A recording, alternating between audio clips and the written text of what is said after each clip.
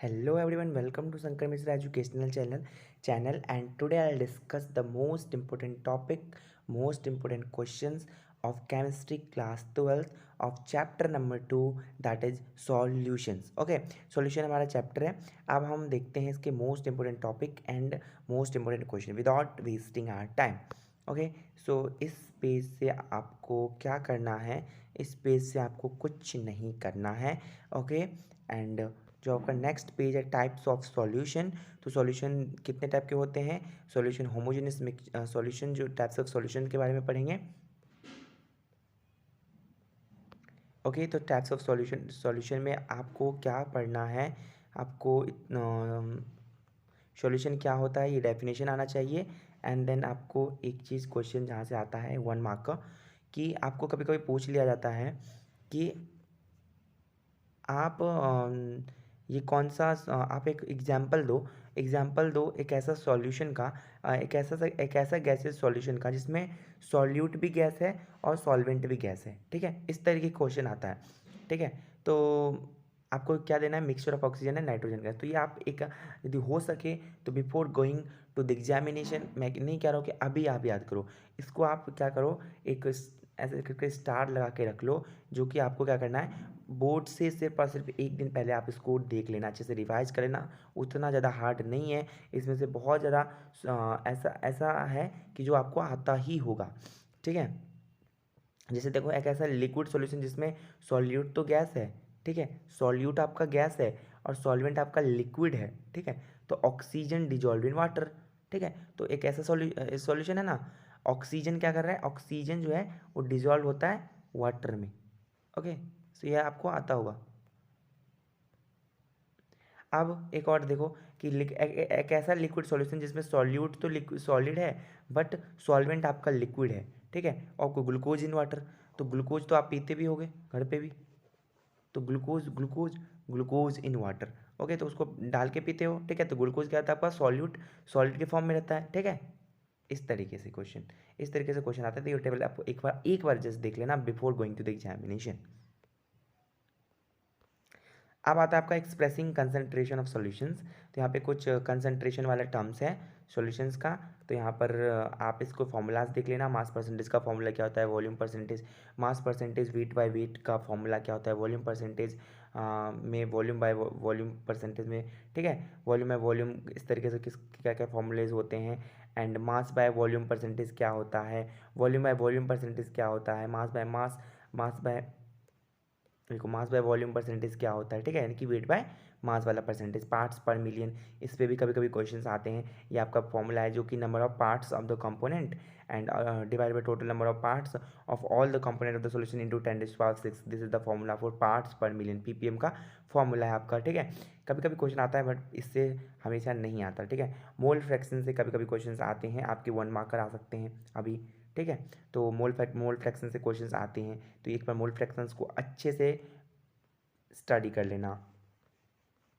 हाँ, कभी कभी ये आ जाता है कि जैसे एक टर्म है, it can be shown that given solution sum of all the moles fractions is unit. ये बहुत ज़्यादा इंपॉर्टेंट है, इसको आप अंडरलाइन कर लो कि सम जो होता है सभी मोल फ्रैक्शंस का, ठीक है, वो एक ही होता है. चाहे ठीक है इनफाइनाइट हो तभी भी क्या होगा, terms to be one, only one.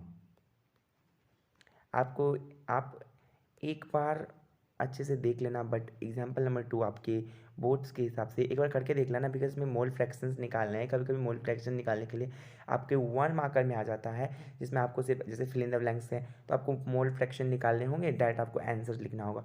तो आपको मोल फ्रैक्शन के बारे में पता होना चाहिए, तभी तो आप मोल फ्रैक्शन के बारे में निकाल पाओगे. तो एक क्वेश्चन करके देख लेना.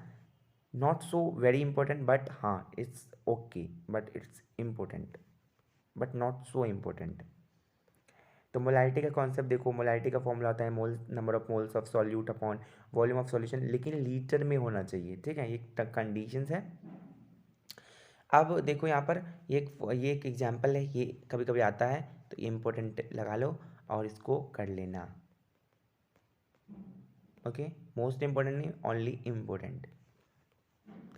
मोलालिटी का फॉर्मूला देखो, मोलालिटी, ठीक है, मोलालिटी का फॉर्मूला होता है कि मोल्स ऑफ सॉल्यूट, मास जो होगा सॉल्वेंट का केजी में होना चाहिए. ग्राम में आपका क्वेश्चन में ग्राम में ही दिया रहता है, यदि क्वेश्चन आता है तो आपको बट केजी में करना होगा उसको पहले। ओके, सो आपका ये क्वेश्चन है कि आपको मोलालिटी कैलकुलेट करना है, इसको आप कर लेना। Not so important but important, बहुत ज़्यादा इम्पोर्टेंट नहीं है, कभी नहीं आता बोर्ड में, इतने ऐसे ये क्वेश्चन अब नहीं आते हैं। क्वेश्चन आपके आएंगे वो भी कॉलिगेटिव प्रॉपर्टीज से क्वेश्चन डेफिनेटली आता है। ओके, तो इन टेक्स्ट क्वेश्चन है भैया जी। इन टेक्स्ट क्वेश्चन में मैं क्या बोलूँ, इन टेक्स्ट क्वेश्चन में एक ये 2.4 जो है मोस्ट इंपॉर्टेंट क्वेश्चन है, एक बार आप देख लेना। इसमें आपको यूरिया का मास निकालना है, ठीक है, एंड यूरिया का मास निकालना है, जो इसमें आपको मास दे रखा है किसका, इन मेकिंग क्या बनाना है आपको, 2.5 kg बनाना है, वो भी किससे, 0.25 मोलर एक्वा सॉल्यूशन से आपको क्या बनाना है, यूरिया का मास निकालना है। ठीक है, तो ये आपको 2.4 जो है थोड़ा सा इंपॉर्टेंट है, इसको देख लेना एक बार अच्छे से। अब आता है भैया सॉल्युबिलिटी। सॉल्युबिलिटी तो भैया इंपॉर्टेंट है, इसका डेफिनेशन तो आ जाता है ऐसे करके, डिफाइन सॉल्युबिलिटी, डिफाइन में ही आ जाता है। ठीक है, तो सॉल्युबिलिटी का डेफिनेशन आपको आना चाहिए। अब आता है आपको solubility of a solid in liquid. Okay, इसमें आपको मैं कह रहा हूँ कुछ नहीं पढ़ना, इसमें आपको ये पढ़ना है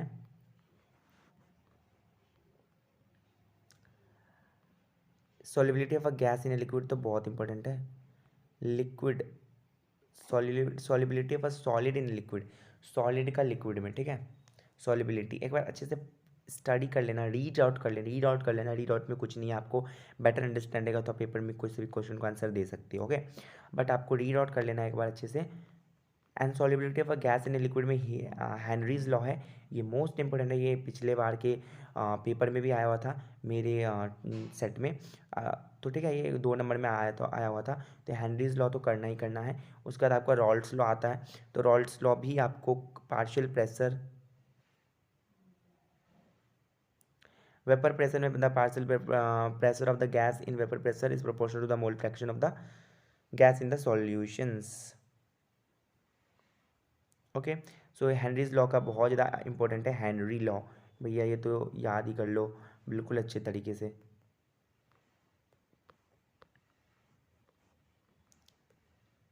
you don't need to mug up these table। Okay, इस ये इम्पोर्टेंट नहीं है। अब ये आता है कि लिए लेना increase with decrease of temperature, यहाँ से है, देख लो पीछे से कि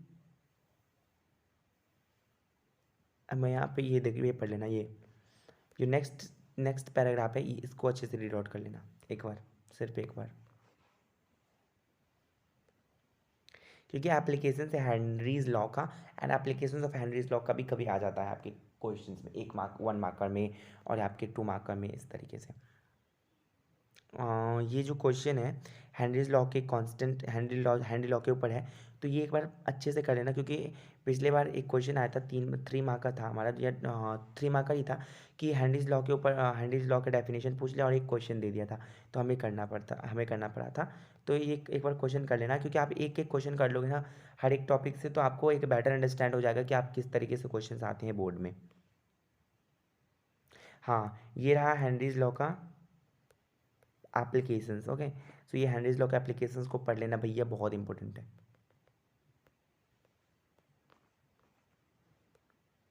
ओके, सो ये हेनरीज लॉ का एप्लीकेशन है, पढ़ लेना। इफेक्ट ऑफ टेम्परेचर, टेम्परेचर का इफेक्ट मत पढ़ना तो चलेगा, कोई बात नहीं, मत पढ़ो। एंड आपका आता है ये हेनरीज लॉ के ऊपर, हेनरीज लॉ के ऊपर है न्यूमेरिकल्स, ये कर लेना, सेकंड वाला कर लेना, सेकंड वाला 2.7, 2.6 मत करना। Vapour pressure of a liquid solutions, vapour pressure, अब वेपर प्रेशर के बारे में आपको पढ़ना है, इसमें आपको रॉल्स लॉ आते हैं, रॉल्स लॉ के ऊपर आपको डेफिनेशन याद होना चाहिए, इसके ग्राफ्स अच्छे से आने चाहिए आपको। ठीक है, Rawls law for volatile component and फिर नॉन वोलेटाइल कंपोनेंट, इस सब के लिए आपको डेरिवेशंस भी आना चाहिए, तो ये इंपॉर्टेंट है। फिर आपका आता है ये इसके ग्राफ्स, ग्राफ्स मोस्ट इंपॉर्टेंट है, बहुत ज़्यादा इंपॉर्टेंट कर लेना। देन आपके आते हैं इसके ऊपर न्यूमेरिकल्स, मोस्ट इंपॉर्टेंट है, बहुत इंपॉर्टेंट है भैया, कर लेना न्यूमेरिकल इसके ऊपर। Raoult's law as a special case of Henry's law. Okay, तो ये आप इसको बस रीड आउट कर लेना, पेपर में नहीं आता है, बस एक बार आपको रीड करना है। Vapour pressure of a solution of solids in liquid. आप सॉलिड्स, जब वेपर प्रेशर क्या होगा, जब सॉलिड डाल दोगे आप लिक्विड्स में, ठीक है, तो वेपर प्रेशर इंक्रीज होगा डिक्रीज होगा, क्या होगा, ये आपको स्टडी करना है, ये इंपॉर्टेंट है। अब आपके ये ग्राफ भी देख लेना इसके। अब आता है आपका आइडियल और नॉन आइडियल सॉल्यूशंस। आइडियल और नॉन आइडियल सॉल्यूशन के कैरेक्टरिस्टिक्स आपको याद करने हैं, कभी कभी डिफरेंस आ जाता है आइडियल और नॉन आइडियल सॉल्यूशंस में। ओके, और ये ग्राफ्स दो ओनली।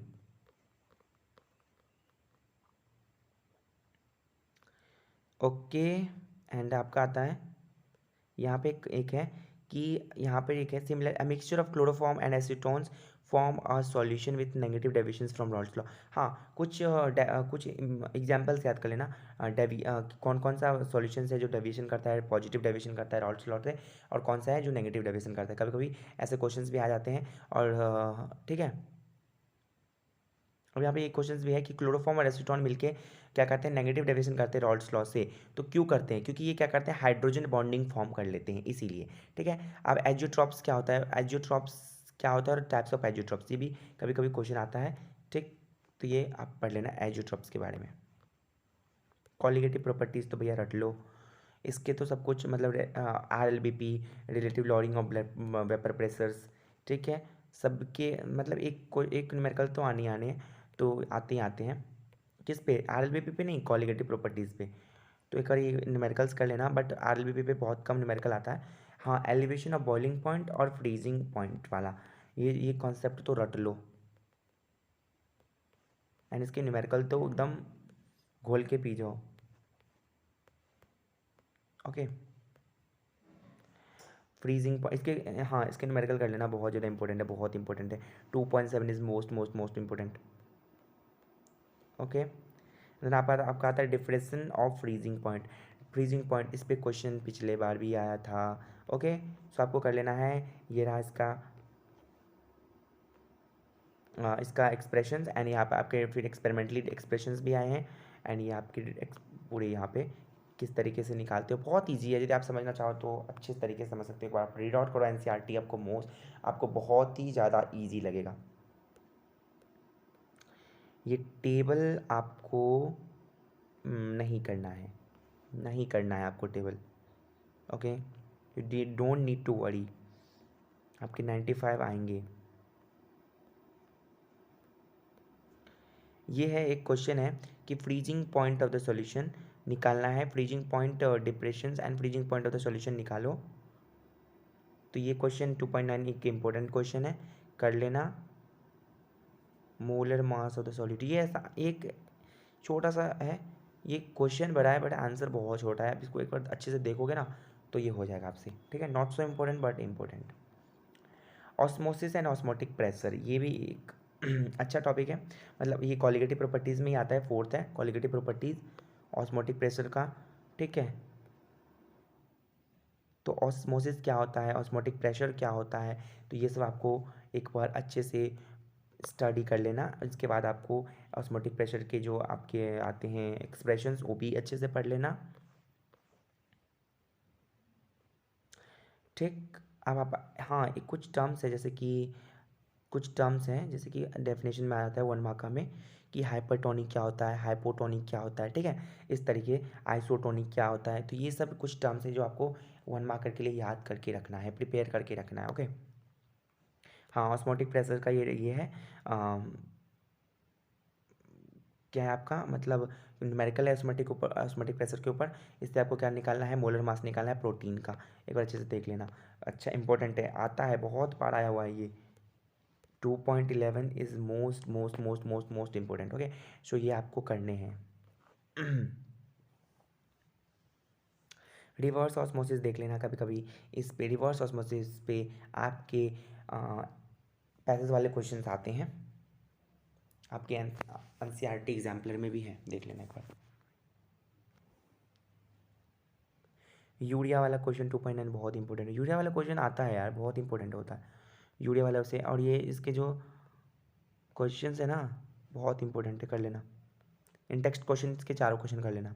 डन। एबनॉर्मल मोरल मास इस बार आपके नहीं है, तो आपको करने की ज़रूरत भी नहीं है। Okay, so this is done. आपका चैप्टर कंप्लीट हो गया, इतना कर लो, बहुत ज़्यादा है। ठीक है, एक क्वेश्चन नंबर 1 करो ना करो, आप एक बार अच्छे से पढ़ लोगे तो आपको आ जाएगा। क्वेश्चन नंबर 2 देखो, जैसे मैंने बताया था आपको, वो टेबल वाला ये क्वेश्चन है, इस तरीके से क्वेश्चन आते हैं। एक बार मोस्ट इंपॉर्टेंट है, कर लेना। आपको डेफिनेशंस याद होने चाहिए before going to the examination. Take 2.4 जो है एक इम्पोर्टेंट है, कर लेना।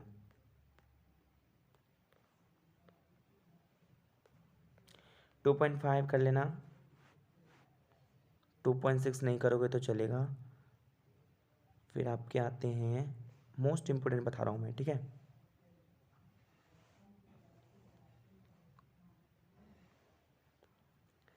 टू 2.13, 2.12 एंड 2.10, 2.11, ये सब question.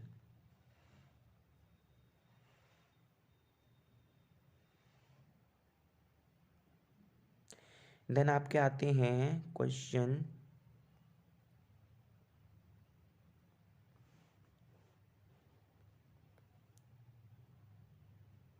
Calculate the molar mass of the solid 2.19, and then आपके आते हैं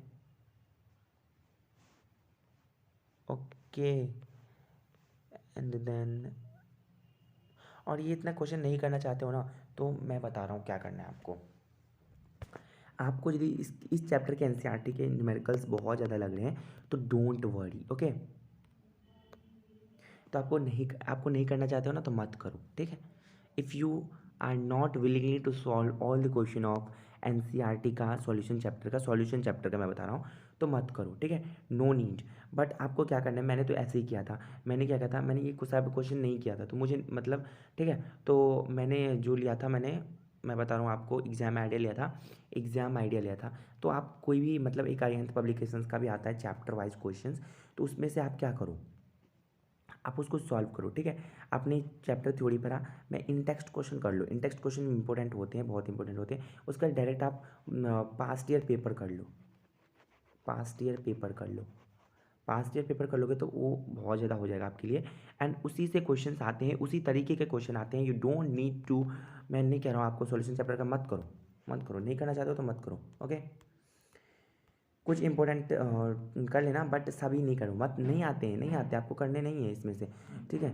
एंड जिस चैप्टर के आते हैं ना वो मैं बता दूंगा। ऑर्गेनिक के आते हैं, ऑर्गेनिक के तो सारे आपके इंटेक्स्ट और एक्सरसाइज में से ही आते हैं, तो वो सब करना है। इसके आपके नहीं करना चाहते हो तो मत करो, ठीक है। You don't need to solve all the questions of NCERT of solution of chapter solution, okay. So आपको करने की जरूरत नहीं है, यदि आप नहीं करना चाहते हो तो मत करो, कोई बात नहीं, okay. So this is for today, and मैं हैंगअप कर रहा हूँ अब आज का क्लास। एंड अब हम दूसरे क्लासेस में या फिर दूसरे जो वीडियो मैं डालूंगा वो डालूंगा आपके इलेक्ट्रोकेमिस्ट्री के लिए, तो उसके ऊपर आप देख लेना एक बार अच्छे से। बहुत ही मैं आपको जो मैंने किए हैं अपने बोर्ड्स में वही बताऊंगा, okay. So don't need to worry, आपके आएंगे अच्छे marks, okay. Thank you so much for watching this video. If you like this video please subscribe my channel and please like, share it.